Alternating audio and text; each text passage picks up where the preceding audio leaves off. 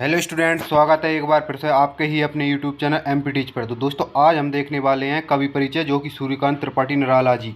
तो सूर्यकांत त्रिपाठी निराला जी का कवि परिचय हम देखने वाले हैं, जो कि आपका आया था 2009, 11 और 13 के एग्ज़ाम में पूछा था। तो बहुत इंपॉर्टेंट हो जाता है एग्ज़ाम की दृष्टि से। तो आइए हम वीडियो को स्टार्ट करते हैं बिना कुछ देरी की। यहाँ पर हम देखते हैं दोस्तों, यहाँ पर हमारे दिए हैं 2 रचनाएँ। तो 2 रचनाएँ में हमारी हो जाती हैं परिमल, अनामिका और गीतिका। तो दोस्तों क्या है परिमल, अनामिका और गीतिका, इनकी ये प्रसिद्ध रचना है। तो आप इन्हें अच्छे से याद कीजिए और अच्छे से ध्यान रखिए। इसके बाद में हमारा आता है भाव पक्ष, कला पक्ष। तो भाव पक्ष, कला पक्ष देखने से पहले मैं आपसे पुनः रिक्वेस्ट करूंगा कि आपने अभी तक चैनल को सब्सक्राइब नहीं किया है, जल्दी से कीजिए चैनल को सब्सक्राइब और बेल आइकन को ऑल पर सेलेक्ट कीजिए, क्योंकि बहुत ही इंपॉर्टेंट क्वेश्चनों की सीरीज चल रही है। तो आप कोई सी वीडियो मिस ना करें, इसलिए से आप चैनल को कीजिए सब्सक्राइब।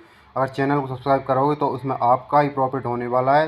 तो जल्दी से कीजिए चैनल को सब्सक्राइब। इसके बाद में हम देखते हैं कि भाव पक्ष, कला पक्ष। तो भाव पक्ष, कला पक्ष में हमारा हो जाता है छायावाद के उन्नायक कवि थे। मतलब उन्नायक का मतलब होता है महत्वपूर्ण कवि थे, महत्वपूर्ण, ऐसे हम समझ सकते हैं महत्वपूर्ण। तो महत्वपूर्ण कवि थे, छायावाद के महत्वपूर्ण कवि थे। छायावाद के क्या थे? महत्वपूर्ण कवि थे। इसके बाद में होने के कारण उनके काव्य में प्रेम तथा सौंदर्य के मोहक चित्र प्राप्त होते हैं। प्रेम और सौंदर्य का प्रयोग इन्होंने अपने काव्य में किया है। इसके बाद में हमारा आता है उन्होंने आत्मा एवं परमात्मा की एकता का प्रतिपादन किया है। तो दोस्तों क्या किया? आत्मा और परमात्मा की एकता का प्रतिपादन उन्होंने किया है। उसके बाद में उनके काव्य में प्रकृति चित्रण के विविध रूप प्राप्त होते हैं, क्योंकि प्रकृति के बारे में उन्होंने अपने काव्य में बताया है। प्रकृति चित्र के विविध रूप प्राप्त होते हैं, इसलिए इनको प्रकृति का सुकुमार कवि कहा जाता था। क्या कहा जाता था दोस्तों? प्रकृति का सुकुमार कवि। निराला जी की भाषा भावों के अनुरूप है। निराला जी की भाषा क्या है? भावों के अनुरूप है। निराला जी ने छंद योजना का पालन किया। तो दोस्तों क्या किया? छंद योजना का प्रयोग इन्होंने अपने काव्य में किया है। छंद योजना का पालन किया है। अलंकारों की प्रधानता रही। अलंकारों का प्रयोग भी उन्होंने अपने काव्य में किया है। और उनकी शैली अनेक रूप अनेक काव्य में प्राप्त होती है। तो उनकी शैली क्या है? अनेक काव्य और अनेक रूप में प्राप्त होती है। तो यहाँ पर हमारा हो जाता है भाव पक्ष, कला पक्ष।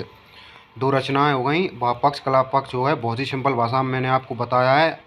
आप इसे अच्छे से याद कीजिए और आप इसी तरीके से इसे लिखिए। अगर आप इस तरीके से लिखोगे तो आप पूरे में पूरे अंक प्राप्त करोगे। तो आप इसी तरीके से इसे लिख सकते हैं और आप चाहो तो यहाँ से स्क्रीनशॉट निकाल सकते हैं यहाँ से।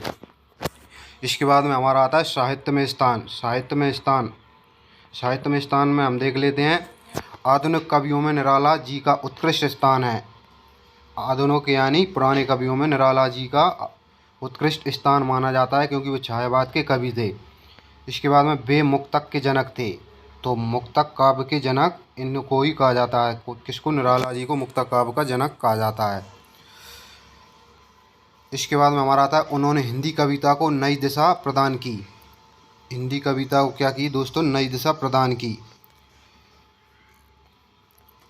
और आपने अभी तक चैनल को सब्सक्राइब नहीं किया है, जल्दी से कीजिए चैनल को सब्सक्राइब और बेल आइकन को ऑल सेलेक्ट कर लीजिए, क्योंकि बहुत ही इंपॉर्टेंट क्वेश्चनों की सीरीज़ चल रही है। तो आप कोई सी वीडियो मिस ना करें, इसलिए आप जल्दी से कीजिए चैनल को सब्सक्राइब। और इसकी पीडीएफ चाहिए तो आप डिस्क्रिप्शन में जाइए और टेलीग्राम ग्रुप को ज्वाइन कीजिए। क्या कीजिए? टेलीग्राम ग्रुप को ज्वाइन कीजिए। इसकी लिंक डिस्क्रिप्शन में दे रखी है, क्योंकि वीडियो को नोटिफिकेशन सबसे पहले वहीं देखने को मिलता है। तो आप जल्दी से टेलीग्राम ग्रुप को भी ज्वाइन कीजिए, क्योंकि बहुत से बच्चे टेलीग्राम ग्रुप पर ज्वाइन हो चुके हैं। तो आप भी जल्दी से टेलीग्राम ग्रुप को ज्वाइन कीजिए। इसके बाद में हमारा आता है कि उन्होंने हिंदी कविता को नई दिशा प्रदान की है। हिंदी साहित्य में निराला के कृतित्व को उनके व्यक्तित्व ने और भी अधिक महान बनाया। निराला जी हिंदी के मूर्धन्य रचनाकार थे। तो मूर्धन्य रचनाकार दोस्तों क्या होता है? मूर्धन्य होता है उच्च रचनाकार। उच्च रचनाकार, प्रसिद्ध रचनाकार। मूर्धन्य का मतलब होता है उच्च या प्रसिद्ध। मूर्धन्य रचनाकार थे। तो यहाँ पर हमारा साहित्य में स्थान कंप्लीट हो जाता है। और भाव पक्ष, कला पक्ष हम देख चुके हैं। और 2 रचनाएं बहुत ही सिंपल भाषा में मैंने आपको बता दिया है, क्योंकि इतनी सिंपल भाषा आपको कोई नहीं बताएगा। तो आप इसे अच्छे से याद कीजिए, क्योंकि एग्जाम की दृष्टि से बहुत ही इंपॉर्टेंट हो जाता है आपके लिए।